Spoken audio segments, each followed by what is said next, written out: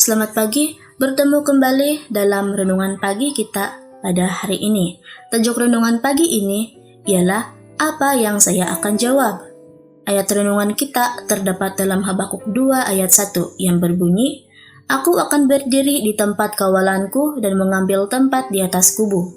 Aku mahu meninjau untuk melihat apa yang akan difirmankannya kepadaku dan apa yang harus kujawab apabila dia menghujah pengaduanku.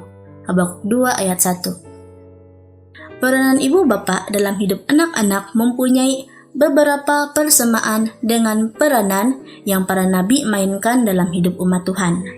Para nabi membandingkan diri mereka dengan para pengawal, senantiasa penuh perhatian dan berharap akan mendengar message dari Tuhan. Habakuk membayangkan penantian dan tindakan berjaga-jaga yang teguh dan tabah akan Tuhan. Sebagai ibu bapa, kita memerlukan hikmat yang datang dari Tuhan. Dan jika kita berharap serta berjaga-jaga secara berterusan, agar kita akan mendengar dari Dia jawaban bagi permohonan kita memohon nasihat, kita boleh mengharapkan bahwa Dia akan bertindak balas kepada kita. Dia melakukan ini dalam beberapa cara, melalui firman-Nya, melalui roh-Nya, melalui nasihat dari orang-orang soleh, dan melalui peristiwa-peristiwa yang berlaku, yang dipanggil oleh sesetengah orang sebagai takdir Tuhan.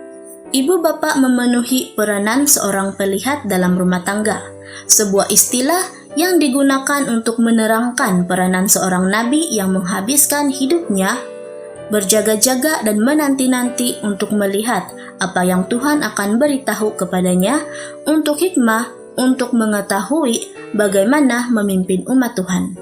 Ibu bapak melakukan perkara yang sama bagi rumah tangga dan anak-anak mereka, menanti-nanti dan berjaga-jaga untuk menerima bimbingan dari Tuhan untuk diberikan kepada rumah tangga mereka. Peranan para ibu bapak juga adalah sebagai juru bicara Tuhan.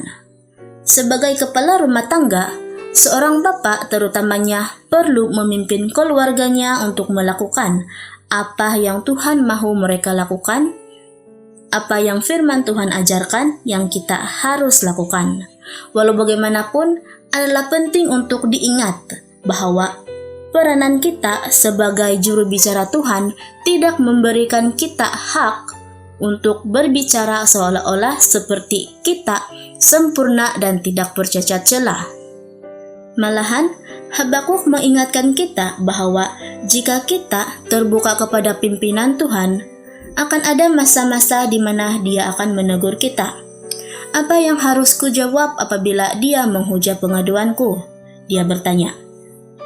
Bagaimana kita bertindak balas kepada teguran? Tuhan akan menjadi satu peluang bagi anak-anak kita untuk melihat seperti apa menjadi seorang Kristen itu dalam kehidupan yang sebenar.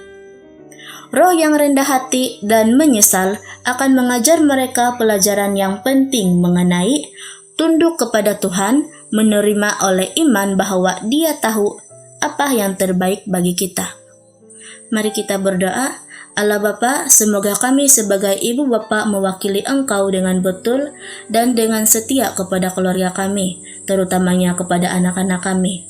Bantu kami untuk menunggu dan berjaga-jaga dengan ketahanan yang sabar dan harapan yang rendah hati, menunjukkan sebuah iman yang hidup kepada anak-anak kecil yang memerhatikan kami. Dalam nama Yesus kami berserah. Amin.